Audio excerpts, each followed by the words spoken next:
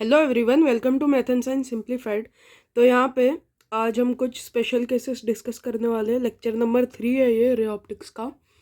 तो इसमें दो केस बनते हैं, स्पेशल केसेस बनते हैं रिफ्लेक्शन के। उसमें नॉर्मल इंसिडेंस और ग्रेजिंग इंसिडेंस का केस बनता है। तो पहले हम नॉर्मल इंसिडेंस डिस्कस करेंगे, प्लेन सरफेस पे भी और स्फेरिकल सरफेस पे भी। तो पहले तो प्लेन सरफेस में मैंने यहाँ पे दो केसेस बना रखे हैं, एक ऐसे में और एक इंक्लाइंड ये प्लेन सरफेस ले लिया है समझाने के लिए बस, नहीं तो ऐसे तो समझ ही जाओगे आप मैं क्या कहना चाहता हूँ। तो देखिए, प्लेन सरफेस पे नॉर्मल इंसिडेंस। नॉर्मल इंसिडेंस मतलब क्या? नॉर्मल इंसिडेंस का मतलब ये है कि इंसिडेंट रे जो भी होगी वो जो नॉर्मल है उसी के तरफ आएगी। मतलब जैसे ये सरफेस है तो इसका नॉर्मल ये होगा ना, ये इसके साथ क्योंकि 90 डिग्री का एंगल बना रहा है, ये इसके साथ 90 डिग्री का एंगल बना रहा है तो ये नॉर्मल होगा। और यहाँ पे जो हमारी इंसिडेंट रे है वो भी नॉर्मल पे ही आ रही है। तो इस टाइम पे क्या होता है, अब दोनों ये हो गए पैरेलल हो गए तो इनके बीच में जो एंगल बनता है आई, वो 0 डिग्री बनता है।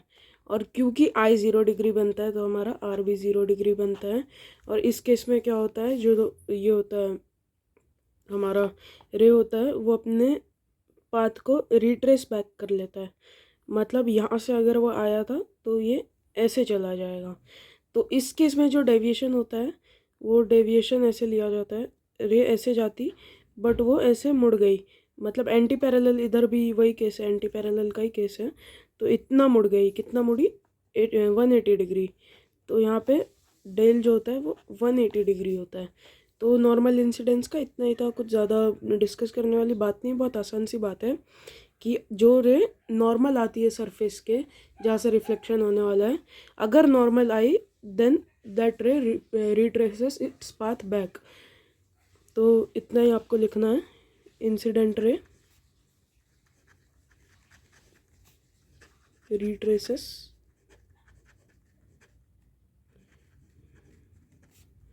Its path back. और ये भी स्टेट कर सकते हो कि आई 0 डिग्री, आर भी 0 डिग्री होता है और डेविएशन भी 180 डिग्री होता है। तो ये यहाँ पे भी सेम ही होगा, ये नॉर्मल होगा इसके, ये सरफेस है जहाँ से रिफ्लेक्शन हो रहा है तो ये नॉर्मल है। तो इंसिडेंट रे यहाँ से आ रही है तो रिफ्लेक्टेड रे भी रिट्रेस कर लेगी अपने पाथ को, और यहाँ पे भी जो डेविएशन होगा वो 180 डिग्री होगा। और यहाँ पे भी सेम केस बनेगा, ये बस मैंने दिखाने के लिए किया था। अब स्फेरिकल सरफेस पे चलते हैं। तो स्फेरिकल सरफेस पे नॉर्मल इंसिडेंस ले, तो यहाँ पे मैंने एक कॉन्केव मिरर ले लिया है। कॉन्केव मिरर को आपको पता ही होगा, अभी तो वैसे तो मैंने नहीं पढ़ाया है बट 10th में तो ऑलरेडी आपने पढ़ रखा होगा, तो बेसिक आइडिया तो होगा ही। तो स्फेरिकल मिरर का क्या फंडा होता है, ज़्यादा कोई ये करने वाली बात नहीं है। कोई गोल ऐसे ग्लास ले लिया, उस ग्लास का थोड़ा सा पार्ट ऐसे कट कर दिया और उसके किसी अंदर के या बाहर के सरफेस को पेंट कर दिया। आप पेंट किसी से भी कर सकते हो, आप एल्यूमिनियम से कर लो या सिल्वर से कर लो। तो ये सरफेस जो है रिफ्लेक्ट करने लगती है लाइट को और यहाँ से कुछ नहीं होता, मतलब लाइट यहाँ से पास नहीं कर पाती है। तो यहाँ पे मैं समझाने के लिए मैंने लिया है। आपको ये पता होगा कि किसी भी स्फीयर का जो ये होता है नॉर्मल होता है वो उसके सेंटर से गुजरता है। तो ये किसी स्फीयर से काटा गया है जिसका सेंटर ये है, centre of the sphere from where the surface is cut. मतलब ये जो सरफेस है इसे उस इस स्फीयर से कट किया गया है। तो इसका किसी पॉइंट पे समझिए, यहाँ से कोई इंसिडेंस रे ऐसे करके आई है, कहीं से ऐसे करके आई है, तो ये पॉइंट ऑफ इंसिडेंस है। तो यहाँ पे अगर हम ऐसे कोई टेंजेंट बनाएंगे तो ये इसका नॉर्मल होगा। तो यही केस होता है स्फेरिकल सरफेस में नॉर्मल इंसिडेंस का। तो रे अपना पाथ रिट्रेस कर लेती है, मतलब इंसिडेंट रे अगर इधर आई तो रिफ्लेक्टेड रे भी इधर ही जाएगी।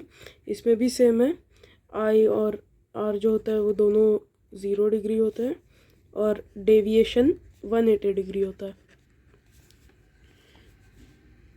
साथ ही में ये याद रखने वाला केस है कि अगर कोई भी रे स्फीयर पे मतलब स्फेरिकल सरफेस पे हिट कर रही है और वो अगर सेंटर ऑफ कर्वेचर से आ रही है तो वो अपना पाथ वापस रिट्रेस कर लेगी, मतलब अपने वापस पाथ पे चली जाएगी।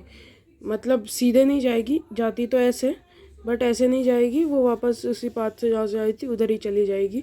मतलब समझिए यहाँ कोई सोर्स से वो आई थी तो ऐसे करके आई थी, वो वापस उधर ही चली जाएगी और फिर वापस वहाँ से रिफ्लेक्ट होकर जो भी आगे होगा वो तो हमें अभी देखना नहीं है।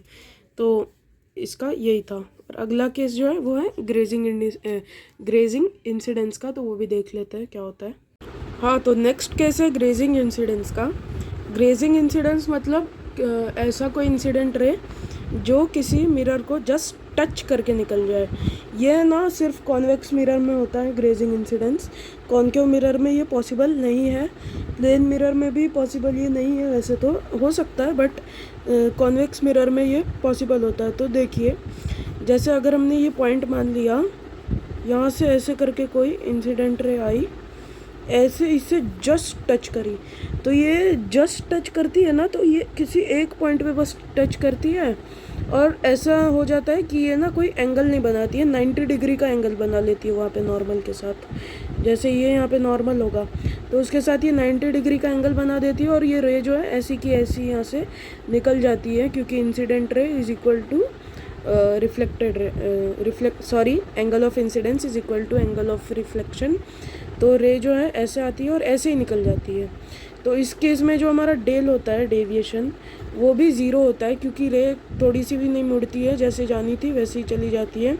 और आई और आर जो होते हैं वो 90 डिग्री के इक्वल होते हैं। तो चलिए इस पे बेस्ड हम एक ग्राफ फॉर्म करते हैं। तो यहाँ पे मैंने एक कोऑर्डिनेट एक्सिस फॉर्म कर लिया है। इसे हम एक्स एक्सिस है, ये तो एक्स एक्सिस है और ये वाई एक्सिस है। तो एक्स एक्सिस को हम आई मान लेते हैं और इसको डेविएशन मान लेते हैं, डेल मान लेते हैं। तो हम दो सबसे ज़्यादा एंड पॉइंट्स ढूंढेंगे जो केस एक ही बार बनते हैं वैसे ढूंढेंगे और उससे एक ग्राफ बनाएंगे। तो हम जानते हैं कि डेविएशन जो होता है वो 180 माइनस आई होता है, 180 माइनस आई, और you can say pi minus आई। और अगर ये क्या है आप देख सकते हैं यहाँ पे, ये जो है एक लीनियर इक्वेशन है, ये ना कोई क्वाड्रेटिक ना कोई क्यूबिक ऐसा इक्वेशन नहीं है। क्वाड्रेटिक होता तो पैराबोलिक ग्राफ बनता, बट क्योंकि ये एक लीनियर इक्वेशन है तो इसका ग्राफ जो बनेगा वो एक स्ट्रेट लाइन बनेगा। तो इसमें एक तो डेविएशन की मैक्सिमम वैल्यू आएगी और एक तो ये एंगल ऑफ इंसिडेंस की एक मैक्सिमम वैल्यू आएगी। तो यहाँ पे हम दोनों देखते हैं क्या क्या आएगा। तो पिछले जो हमने नॉर्मल इंसिडेंस और ग्रेजिंग इंसिडेंस के केसेस देखे थे उसमें आपने देखा होगा कि नॉर्मल इंसिडेंस में क्या होता है, आई 0 डिग्री हो जाता है। आई जब 0 डिग्री होता है तब डेविएशन की वैल्यू जो होती है वो मैक्सिमम हो जाती है, 180 माइनस 2i होता है, सॉरी मैंने गलती से आई लिख दिया बस। तो 180 माइनस 2i, तो आई की वैल्यू जब हम 0 रखते हैं तब डेविएशन जो है वो मैक्सिमम होता है, 180 डिग्री पे डेविएशन होता है। रे जो है वापस अपने इधर चली जाती है, मतलब वापस अपने ही पाथ पे चली जाती है, वो 180 डिग्री के इस पर डेविएट हो जाती है, सीधी नहीं जाती है। तो रे ट्रेसेस इट्स पाथ बैक। तो उसमें क्या होता है, जो हमारा आई होता है वो 0 डिग्री हो जाता है, मतलब यहाँ पे ही होता है। और यहाँ पे हमारा वाई इंटरसेप्ट जो होता है, क्योंकि आई एक्स एक्सिस पे जब 0 हो जाएगा तो वाई इंटरसेप्ट होगा, जहाँ से जो ग्राफ है वो वाई एक्सिस को काटेगा वो जगह। तो वाई इंटरसेप्ट क्या हो जाएगा, यहाँ कहीं हम मान लेते हैं कि उसका मैक्सिमम वैल्यू होगा, और ये मैक्सिमम वैल्यू कितना होगा, 180 डिग्री, और यू कैन से पाई और 180 डिग्री। और ये क्या है, जब आई जो है वो आई इक्वल टू 0, तो आई 0 रखा तो डेविएशन मैक्सिमम आ गया। और यहाँ पे जब आप डेविएशन 0 रखोगे तब आई जो है वो मैक्सिमम आ जाएगा। तो जब हमने डेविएशन को 0 रखा, डेविएशन को जब आप 0 रखोगे तो हमारे पास 180 इज़ इक्वल टू 2i आ जाएगा। तो जब हम 2 को नीचे भेजेंगे तो i इज़ इक्वल टू 180/2, और i की जो मैक्सिमम वैल्यू आएगी वो कितनी आएगी, 90 डिग्री। ये कौन सा केस है, ग्रेजिंग इंसिडेंस का। ग्रेजिंग इंसिडेंस में क्या होता है, डेविएशन 0 होता है, ऐसे करके रह जाती है। यहाँ पे देखिए ऊपर ही बना रखा है मैंने, तो ये ऐसे करके रह जाती है और ऐसे ही सीधा निकल जाती है, कोई डेविएशन नहीं होता है। और जो एंगल ऑफ इंसिडेंस होता है और एंगल ऑफ रिफ्लेक्शन वो क्या होता है 0 डिग्री, ये 90 डिग्री हो जाता है। तो वो मैक्सिमम होता है इस केस में। इससे ज़्यादा जो है एंगल ऑफ इंसिडेंस नहीं हो सकता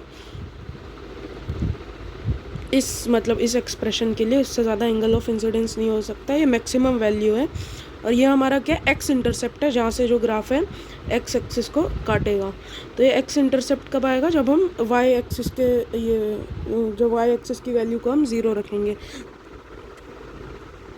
तो ये कितना आ रहा है I is equal to 90 degree, और इस पे जो है ये हमारा डेविएशन जो है वो 0 डिग्री आ रहा है। तो 2 पॉइंट्स हमें मिल गए, 2 इंटरसेप्ट्स हमें मिल गए। तो हम क्या करेंगे, अब इन्हें ऐसे करके जोड़ देंगे। तो यही जो है हमारा ग्राफ बन गया। ये ग्राफ एक बढ़िया ग्राफ है, इससे आप बहुत सारी चीज़ें आराम से निकाल सकते हो। स्ट्रेट लाइन ग्राफ बनेगा, मैंने थोड़ा ऐसे फ्री हैंडली बनाया है इसलिए अच्छे से नहीं बना, एक हाथ में कैमरा भी पकड़ा हुआ है इसलिए ऐसा हो रहा है। तो आप यहाँ पे देख सकते हो। तो यहाँ पे आप ये भी कह सकते हो, अगर इस पॉइंट को ए मान लिया और इस पॉइंट को बी मान लिया, तो यहाँ पे आप नीचे लिख सकते हो अपने नोट में कि ए पॉइंट जो है वो हमारा नॉर्मल इंसिडेंस को दिखा रहा है, जहाँ पे हमारे आई की वैल्यू जो है 0 हो जाती है, और हमारा जो बी पॉइंट है वो ग्रेजिंग इंसिडेंस को शो कर रहा है। तो मैंने जो आपको स्पेशल केसेस समझाए उससे मैं ये ग्राफ ही निकालना चाहता था, इसलिए होप करता हूँ आपको ये समझ में आ गया होगा। अगर कुछ दिक्कत है, कुछ नहीं समझा है, तो आप आराम से मुझसे कमेंट्स में पूछ सकते हो, मैं आपको ज़रूर आंसर करूँगा। आज का वीडियो यहीं तक रखना चाहूँगा, बाय।